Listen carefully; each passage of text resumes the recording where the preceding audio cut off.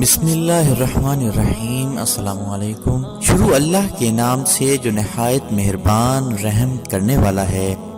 فرمان مصطفیٰ صلی اللہ علیہ وآلہ وسلم ہے، تم میں بہترین شخص وہ ہے جس نے قرآن کو سیکھا اور دوسروں کو سکھایا۔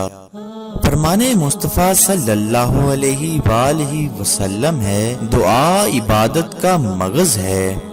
فرمان مصطفیٰ صلی اللہ علیہ وآلہ وسلم ہے، سلام میں پہل کرنے والا تکبر سے دور ہو جاتا ہے۔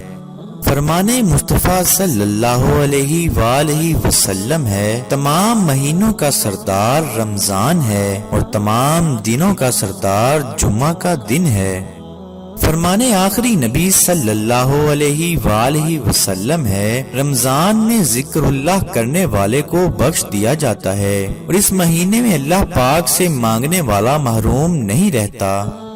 فرمان مصطفیٰ صلی اللہ علیہ وآلہ وسلم ہے، جو قوم زکوٰۃ نہ دے گی اللہ پاک اسے قحط میں مبتلا فرمائے گا۔ نبی کریم صلی اللہ علیہ وآلہ وسلم نے فرمایا، رمضان المبارک میں 20 رکعت تراویح اور وتر پڑھا کرتے تھے۔ جو نماز تراویح یا دیگر عبادات وغیرہ کے لیے قیام کرے ایمان کی وجہ سے اور ثواب طلب کرنے کے لیے، تو اس کے گزشتہ سب گناہ بخش دیے جائیں گے۔ فرمان مصطفیٰ صلی اللہ علیہ وآلہ وسلم ہے، بوڑھے مسلمان کی تعظیم کرنا اللہ پاک کی تعظیم کرنے میں داخل ہے۔ فرمان مصطفیٰ صلی اللہ علیہ وآلہ وسلم ہے، 3 چیزیں اگر دی جائیں تو منع نہ کرو، خوشبو، تکیہ اور دودھ۔ تاجدار رسالت صلی اللہ علیہ وآلہ وسلم نے ارشاد فرمایا، اس شخص کے لیے ہلاکت ہے جو علم حاصل نہ کرے، اور اس آدمی کے لیے بھی ہلاکت ہے جو علم حاصل کرے پھر اس پر عمل نہ کرے۔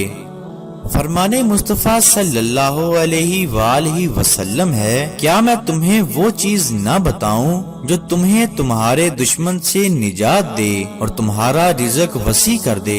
رات دن اللہ پاک سے دعا مانگتے رہو کہ دعا مومن کا ہتھیار ہے۔ حدیث شریف میں ہے، بھوکا اور حاجت مند اگر اپنی حاجت لوگوں سے چھپائے، خدائے پاک رزق حلال سال بھر تک اسے عنایت کرے۔ پیارے آقا صلی اللہ علیہ وآلہ وسلم کا یہ معمول تھا کہ آخری 10 دن آتے تو عبادت پر کمر باندھ لیتے، ان میں راتیں جاگا کرتے اور اپنے اہل کو جگایا کرتے۔